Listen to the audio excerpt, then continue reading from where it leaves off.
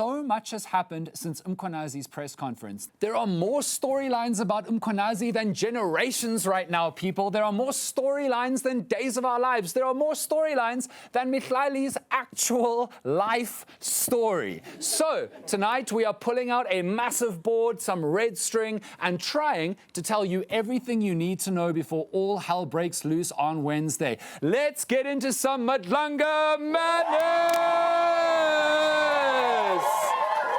We must start with General Mkhwanazi's allegations. He is the first witness to testify at the commission. He is KZN Provincial Commissioner, and he claimed that Police Minister Senzo Ununu meddled with investigations into political killings with none other than Deputy National Commissioner Shadrack Sibiya, guys. Now, Mkhwanazi claims that Ununu and Sibiya tried to shut down the KZN Political Killings Task Team for shady political reasons. Sibiya did take away 121 live investigations from the task team of Mkhwanazi and did nothing with them for months. Those were returned last week, and Ununu has been placed on special leave by one of his closest allies, President Cyril Ramaphosa, people.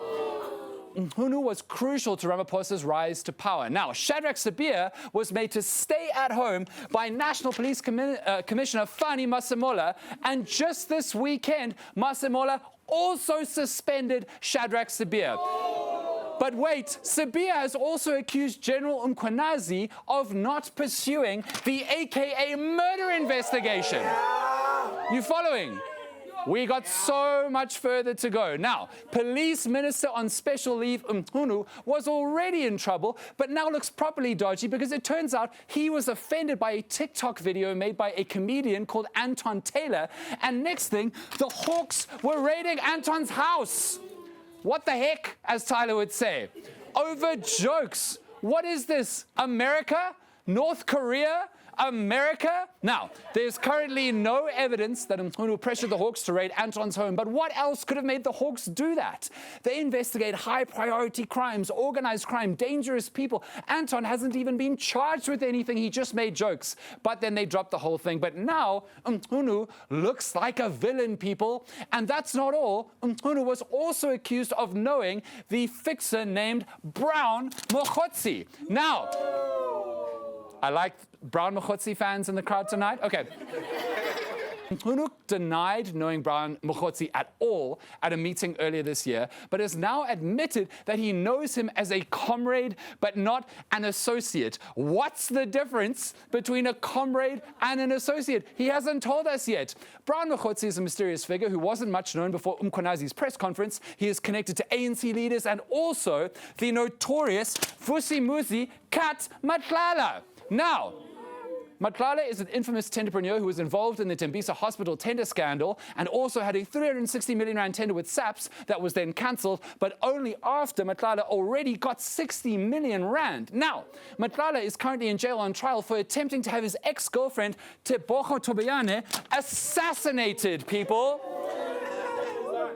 There's more. While Matlala was in jail, he was caught with a cell phone. And guess who tried to call Kat Matlala multiple times on the day of Mkhwanazi's press conference?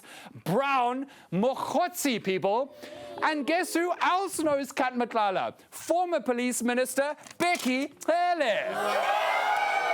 He stayed in Kat Matlala's luxury hotel penthouse suite in Pretoria free of charge on Matlala's invitation while he was police minister. Somehow, though, Hele says he doesn't know Kat Matlala, which is weird since Becky Cele and Matlala have exchanged more than 100 calls and messages on that cell phone, including 10 calls in one day.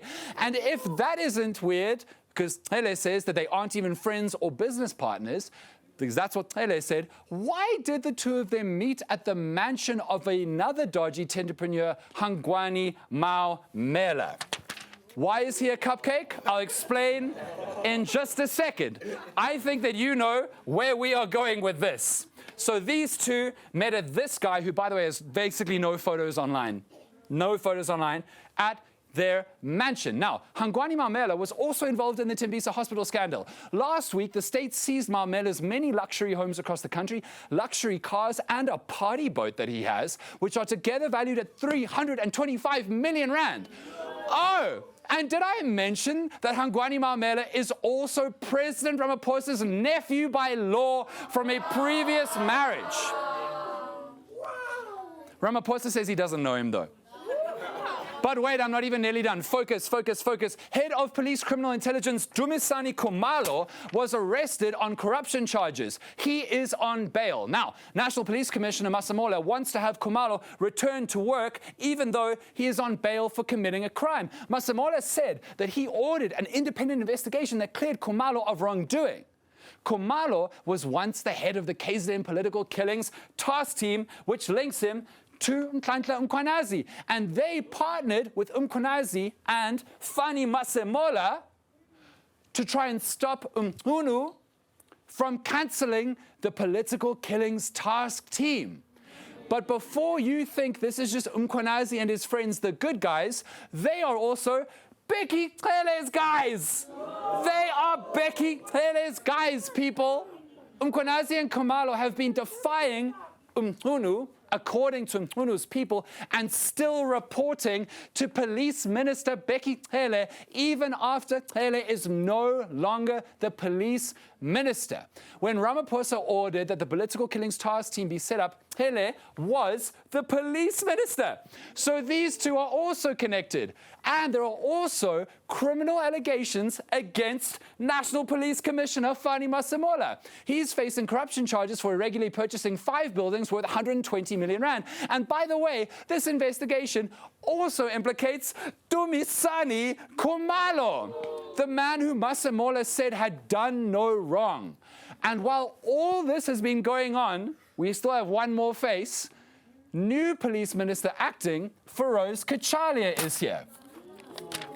That taping did not go that well. He was personally selected by President Ramaphosa to take over while Ununu is under investigation. Kachalia has already fought with National Commissioner Fani Masemola because Fani Masemola, for no reason that he told anyone, moved the 121 dockets from Sibia's office back to the Political Killings Task Team.